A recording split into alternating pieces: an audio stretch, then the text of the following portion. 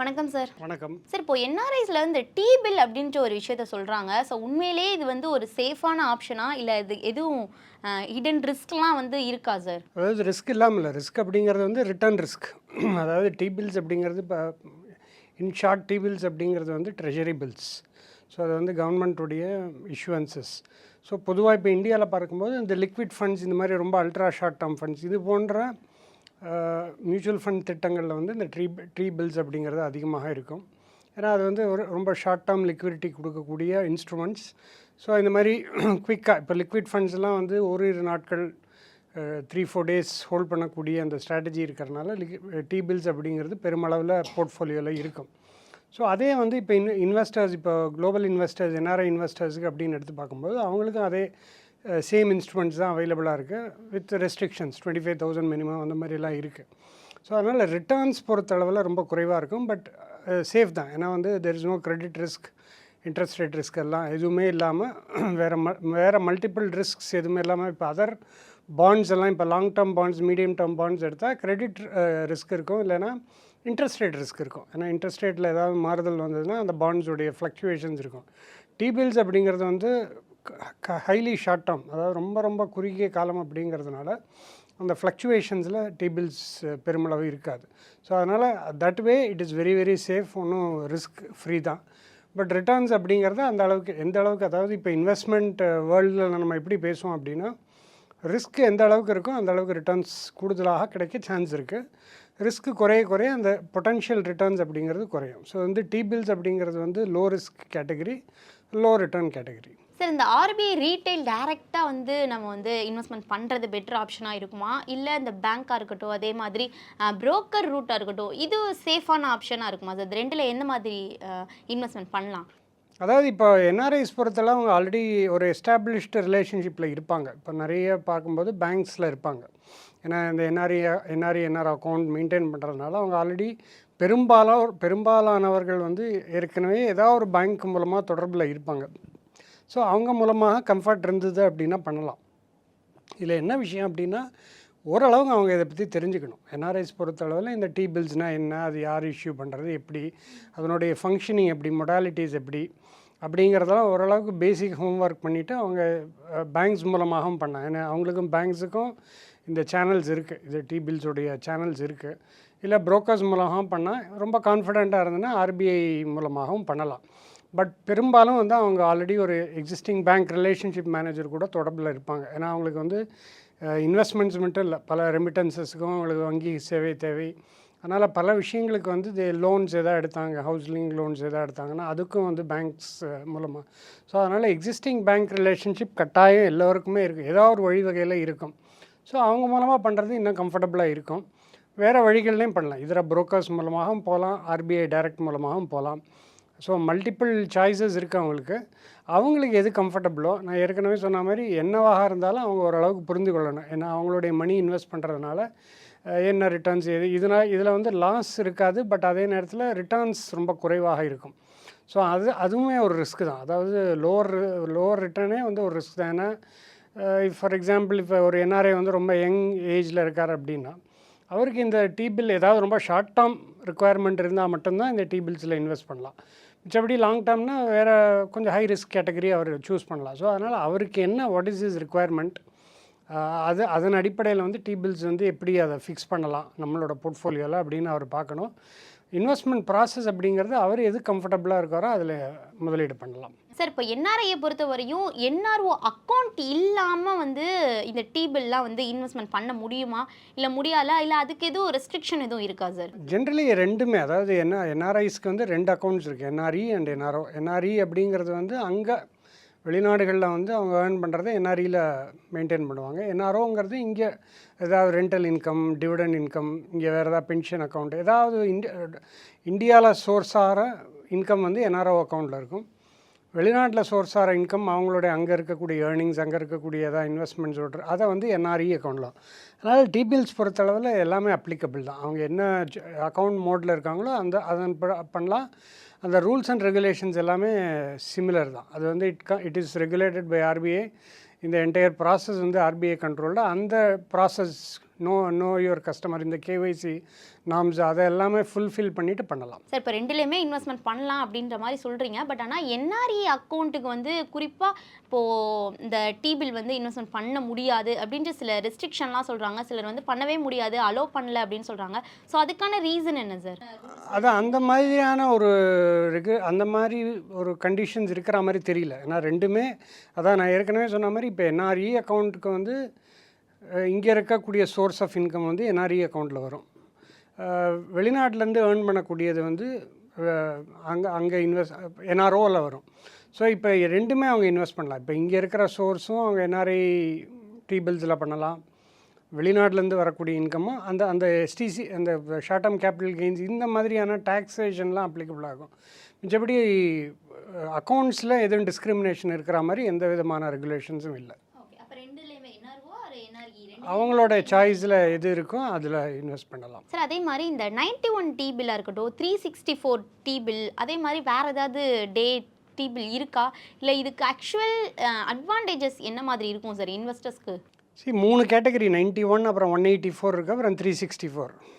6 months 1 year 3 months 3 months 6 months 1 year அந்த மாதிரியான பிரிவுகள் இருக்குது. ஓவராலாகவே ரிட்டர்ன் வந்து ரொம்ப இது வந்து லிக்விடிட்டி அண்டு சேஃப்டி இதுதான் வந்து பார்ப்பாங்க டிபில்ஸ் பொறுத்தளவில். ரிட்டர்ன்ஸ் வந்து செகண்டரி தான். ஏன்னா ரிட்டர்ன்ஸ் ஓரியன்ட் கிடையாது. டிபில்ஸ் அப்படிங்கிறது வந்து எனக்கு சேஃபாக இன்வெஸ்ட் பண்ணும், அதே நேரத்தில் லிக்விடாகவும் இருக்கணும். அதாவது வேணுங்கிறப்போ இப்போ லிக்விடிட்டி அப்படின்னா எப்படி வரும் அப்படின்னா, ஒன்றா இந்த டிபில்ஸ் வந்து மெச்சூரிட்டி வரைக்கும் ஹோல்ட் பண்ணலாம், இல்லைன்னா செகண்டரி மார்க்கெட்ஸில் அவைலபிள் ப்ரைஸில் கொடுக்கலாம். ஸோ அந்த வகையில் அவங்களுக்கு லிக்விடிட்டி ஆப்ஷன் இருக்குது. இல்லை லிக்விடிட்டி வேண்டாம் ஹோல்ட் பண்ணுறேன் அப்படின்னா மெச்சூரிட்டி வரைக்கும் வெயிட் பண்ணிவிட்டு அந்த மெச்சூரிட்டி வேல்யூவோடு எடுத்துக்கலாம். ஸோ அந்த பேசிஸில் பார்க்கும்போது 3 கேட்டகரியும் அவங்களுக்கு என்ன இப்போ 3 monthsக்கு உடனே இப்போ அவங்களுக்கு ஏதாவது ஒரு 3 monthsக்கு அப்புறம் ஒரு எக்ஸ்பென்சஸ் இருக்குது அப்படின்னா, இப்போ லிக்விட் ஃபண்ட்ஸில் இன்வெஸ்ட் பண்ணுறது இல்லை டிபில்ஸில் பண்ணுறது, இது மாதிரி நிறைய சாய்ஸஸ் இருக்குது. இப்போ இன்வெஸ்ட்மெண்ட்ஸ் பொறுத்தளவில் நிறைய சாய்ஸஸ் இருக்குது. ஸோ அவங்களோட என்ன வேணும், இப்போ 3 monthsக்கு அப்புறம் ஒரு காலேஜ் அட்மிஷனுக்கு நான் அவங்க வந்து ஃபீஸ் கட்ட போகிறாங்க, அதை வந்து ரெகுலர் பேங்க்கில் வச்சுக்காமல் டிபில்ஸ்லேயோ இல்லை இந்த மாதிரியான ஷார்ட் டேர்ம் இதில் வைக்கும்போது 3 monthsல அந்த சேஃப் கேபிட்டல் அது கிடைக்கும். ப்ளஸ் ஒரு இன்க்ரிமெண்டல் வேல்யூ 5 to 5.7% அந்த மாதிரி அந்த ஆனுவலைஸ் பார்க்கும்போது அந்த ரிட்டர்ன்ஸ் இருக்கும். ஸோ அதனால் இந்த பர்பஸ் ஆஃப் டிபில்ஸ் வந்து ரிட்டர்ன் செகண்டரி தான். சேஃப்டி அண்ட் லிக்விடிட்டி எப்போ சேஃபாக இருக்கணும், capital should be safe, liquidity இருக்கணும், எப்போ எனக்கு வேணுமோ அப்போ எடுக்கிற மாதிரியான ஒரு அரேஞ்ச்மெண்ட் இருக்கணும். ஸோ அந்த அடிப்படையில் பார்க்கும்போது டிபில்ஸோடைய பர்பஸ் இந்த 3 டென்யூர் இருக்குது, 91, 184, 364 அப்படின்னு. ஸோ அவங்களுக்கு என்ன வாட் இஸ் தேர் ஆப்ஷன், அவங்களுக்கு வந்து என்ன கோல், என்ன அப்ஜெக்டிவ், என்ன எவ்வளோ நாள் இன்வெஸ்ட் பண்ணுங்கிறத பொறுத்து அவங்க டிசைட் பண்ணலாம். சார் இந்த டிபில்ஸை பொறுத்த வரையும் ரிட்டர்ன்ஸ் வந்து ஃபிக்ஸ்டாகவே இருந்தாலும் இந்த இன்ஃப்ளேஷன் அதிகமாச்சு அப்படின்னா அதில் எதுவும் ரிட்டர்ன்ஸோடைய நெகட்டிவாக ஆகிறதுக்கான சான்சஸ் இருக்கா சார்? இல்லை, இப்போ இது ரிட்டர்ன் ஓரியன்டில் டிபில்ஸில் இன்வெஸ்ட் பண்ணக்கூடாது. ஆக்சுவலி பர்பஸ் நான் சொன்ன மாதிரி சேஃப்டி அண்ட் லிக்விடிட்டி இதுதான் கோல். இதனால் ரிட்டர்ன்ஸ் வந்து ஒரு 10 வருஷத்துக்குலாம் டிபில்ஸில் யாருமே அந்த மாதிரி கிடையாது. டிபில்ஸோடைய பர்பஸ் என்ன அப்படின்னா, இப்போ 30-20 years முன்னாடியெல்லாம் பார்க்கும்போது இந்த மாதிரி நம்ம ஃபெசிலிட்டிஸ் இல்லை. ஒன்றா பேங்க்கில் இருக்கும், சேவிங்ஸ் அக்கௌண்ட்டில் இருக்கும், இல்லைன்னா இன்வெஸ்ட்மெண்ட் ஏதாவது இதுலேயும் இருக்கும். ஸோ இந்த மாதிரி ஷார்ட் டேர்ம் பார்க்கிங் அப்படிங்கிற கான்செப்ட் வந்து இப்போ லாஸ்ட் ஒரு 10-15 yearsஸாக தான் பாப்புலர் ஆகிட்டு வருது. ஒன்றா அது லிக்விட் ஃபண்ட்ஸில் மாதிரியான ஸ்கீம்ஸில், இல்லை இந்த மாதிரி டைரெக்டாக டிபில்ஸில் பண்ணுற மாதிரி. ஸோ அதனால் வந்து ரிட்டர்ன்ஸ் ஓரியன்டேஷனோட ரிட்டர்னுக்கு வேண்டி டிபில்ஸில் யாரும் பண்ணவும் மாட்டாங்க, பண்ணவும் கூடாது. சேஃப்டி அண்ட் லிக்விடிட்டி, அதாவது என்னோடய கேபிட்டல் வந்து ஒரு 3 இப்போ நான் ஒரு 184 டே சூஸ் பண்ணுறேன் அப்படின்னா அந்த 6 monthsக்கு அப்புறம் எனக்கு வந்து கேபிட்டல் சேஃபாக இருக்கணும். ஓரளவுக்கு இன்க்ரிமெண்டல் ரிட்டர்ன், ஒன்றுமே இல்லாததுக்கு கொஞ்சம் ரிட்டர்ன். ஏன்னா எனக்கு இப்போ சேவிங்ஸில் 0% அப்படின்னா ஸோ கொஞ்சம் இன்க்ரிமெண்டல் ரிட்டர்ன் வந்ததுன்னா வெல் அண்ட் குட். அந்த அடிப்படையில் தான் நம்ம பார்க்கணும். அதனால் வந்து இன்ஃப்ளேஷன் அட்ஜஸ்ட் பண்ணி ரிட்டர்ன்ஸ் நிச்சயமாக வராது. ஏன்னா இன்ஃப்ளேஷன் அட்ஜஸ்ட் பண்ணி 9% வந்தாலுமே இன்ஃப்ளேஷனோட குறைவாக தான் வரும். ஸோ இதோட ரிட்டர்ன்ஸ் வந்து 5+ தான் இருக்கும். மோஸ்ட் லைக்லி அந்த ரேஞ்ச் தான் இருக்கும். ஸோ அது இன்ஃப்ளேஷனே பீட் பண்ணாது. ஸோ அதனால் இந்த இன்வெஸ்டர்ஸ் பொறுத்தளவில், முக்கியமாக என்ஆர்ஐஸ் பொறுத்தளவில் அவங்க சூஸ் பண்ண வேண்டிய அப்ஜெக்டிவ் என்னென்னா சேஃப்டி, லிக்விடிட்டி தான். இது தான் முக்கியமாக இருக்கணும், பிரதானமாக அப்ஜெக்டிவ். ரிட்டர்ன் செகண்டரியாக இருந்தால் மட்டும்தான் T-bills மாதிரியான இன்வெஸ்ட்மெண்ட்ஸ் பண்ணணுமே தவிர ரிட்டர்ன்ஸுக்கு வேறு இன்ஸ்ட்ருமெண்ட்ஸ் இருக்குது. சார் அதே மாதிரி இந்த கரன்சி ஃப்ளக்சுவேஷன் வந்து T-bill ப்ராஃபிட்டை அஃபெக்ட் பண்ணுமா சார்? அதாவது கரன்சி வந்து அவங்கள ரீபேட்ரியேட் பண்ணும்பொழுது தான், அதாவது இங்கே டொமஸ்டிக்காக இருக்கும்போது கரன்சியில் ஒன்றும் இது பண்ணாது. ஏன்னா வந்து அவங்களுடைய மணி வந்து இங்கே இந்தியாவுக்கு வந்து ருப்பியாக கன்வெர்ட் ஆகி தான் it will be invested. So returns will be generated internally இங்கே தான். அதை எடுத்துகிட்டு போகும்போது தான் அவங்களுக்கு அந்த கரன்சியோடைய ஃப்ளக்சுவேஷன், அந்த கரன்சி ஆர்பிட்ராஜ் வந்து அப்போ தான் அதனுடைய ரோல் வரும். பட் ரிட்டர்ன்ஸ் பொறுத்தளவில் ஆர்பிஐயோட பாண்ட்ஸ் அப்படிங்கிற ஆர்பிஐ இஷ்யூன்ஸு இந்த மாதிரி டொமஸ்டிக் அப்படிங்கிறதுனால dollar will be coming in to India's rupee and it will be invested. So when they repatriate, when they choose to repatriate, அந்த டேக்ஸ் எல்லாம் போக அவங்களுக்கு அந்த கரன்சியை அதே மாதிரி ஆர்பிஐடைய ரிட்டைல் டைரக்ட்ல வந்து நம்மளுடைய லிக்விடிட்டி இமிடியேட்டாக கிடைக்குமா இல்லை அதுவும் டிலே ஆகுறதுக்கான சான்சஸ் இருக்கா சார்? அதாவது இது வந்து ஜென்ரலி ட்ரேடட் செக்யூரிட்டிஸ் தான். T-bills பொறுத்தளவில் செகண்டரி மார்க்கெட்ஸில் இருக்கும். ஸோ அவங்களுக்கு ஓரளவுக்கு சேவி இன்வெஸ்டர்ஸாக இருந்து அதெல்லாம் விஷயம் தெரிஞ்சுது அப்படின்னா ஒன்றா 2 ஃபெசிலிட்டியும் இருக்குது. ஒன்று வந்து you can hold on till maturity என்னவோ அந்த மெச்சூரிட்டி வரைக்கும் வெயிட் பண்ணலாம். அதோட ரிட்டர்ன்ஸ் அக்ரூவல் ரிட்டர்ன்ஸ் வரும். இல்லை இடையிலேயே இப்போ 6 months நான் 184 days போட்டிருக்கேன், எனக்கு 3 monthsலேயே அந்த பணம் வேண்டி இருக்குது, 6 months இல்லை 3 monthsலேயே I want to pull out அப்படின்னா அந்த டைமில் whatever is the listing, அந்த டைமில் பாண்ட் என்ன வேல்யூவில் இருக்கோ அதை அந்த செகண்டரி மார்க்கெட்டில் யூ கேன் எக்ஸிட் பண்ணிக்கலாம். ஸோ அதனால் லிக்விடிட்டி ஆப்ஷன் பொறுத்தளவில் 100% இருக்குது. சார் இப்போ T-billsஸாக இருக்கட்டும் அதே மாதிரி ஃபிக்ஸட் டெபாசிட்டாக இருக்கட்டும், சார் ரெண்டுமே வந்து சேஃபான ஒரு ஆப்ஷன் அப்படி இருந்தாலுமே வந்து இந்த ரெண்டில் எது பெட்டர் ஆப்ஷனாக நீங்கள் சொல்லுவீங்க சார்? அதாவது வெல்த் கிரியேஷன் அப்படிங்கிறது வந்து T-bills வந்து ஒரு ஷார்ட் டேர்ம் தான். அதாவது அது வந்து வெல்த் கிரியேஷனுக்கு வந்து ஈக்விட்டிஸோ இல்லை லாங் டேர்ம் ஃபண்ட்ஸோ அந்த மாதிரி பண்ணும்போது தான் வெல்த் கிரியேஷன் இருக்கும்.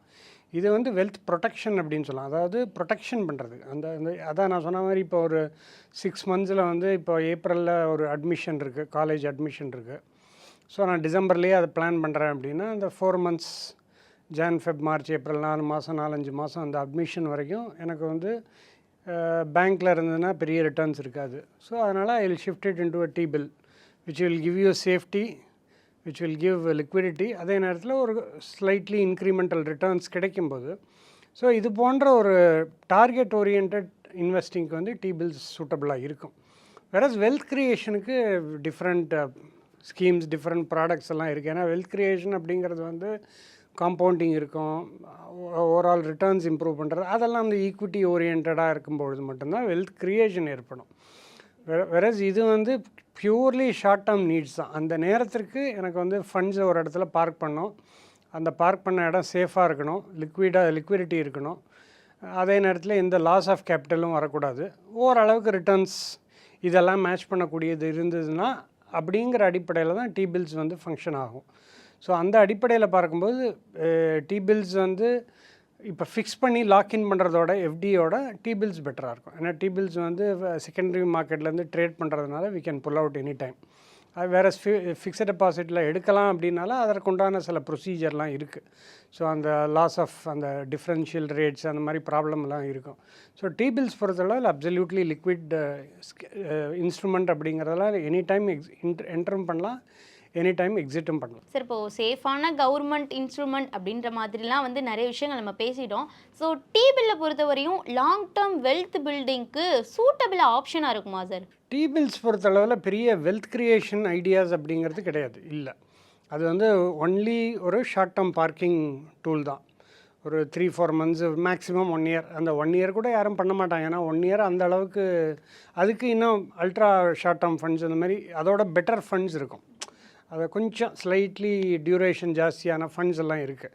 ஸோ அதனால் T-bills பொறுத்தளவில் ஓவராலாகவே அவங்களுடைய அப்ஜெக்டிவ் வந்து risk free, safety and liquidity, இந்த மாதிரி ஆஸ்பெக்ட்ஸ் வைத்து கொண்டு தான் T-bills அப்படிங்கிறது எடுத்து பார்க்கணும்.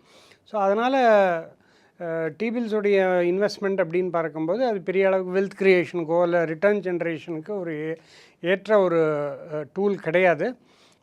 பியூர்லி வந்து ஒரு ஷார்ட் டேர்ம் பார்க்கிங். அந்த நேரத்தில் எனக்கு ஒரு 2-3 மாதம் 3-4 மாதம் ஒரு இடத்துல வைத்திருக்கணும், சேஃபாக இருக்கணும், பெரிய அளவுக்கு ஃப்ளக்சுவேஷன்ஸ் எதுவும் இருக்கக்கூடாது, லிக்விடிட்டி ஆப்ஷன் இருக்கணும், any time I should be able to வித்ட்ராங்கிற மாதிரியான ஒரு ஆப்ஷன் இருக்கணும். அதே நேரத்தில் ஒரு அளவுக்கு ரிட்டர்ன்ஸ் கிடச்சிதுன்னா இட் இஸ் குட் இனஃப் அப்படிங்கிற அடிப்படையில் இந்த T-bills பார்க்கலாம். Thank you sir. தேங்க்யூ. போதுமா அது இல்லை ஃபில் கரெக்டு தானா? Okay fine.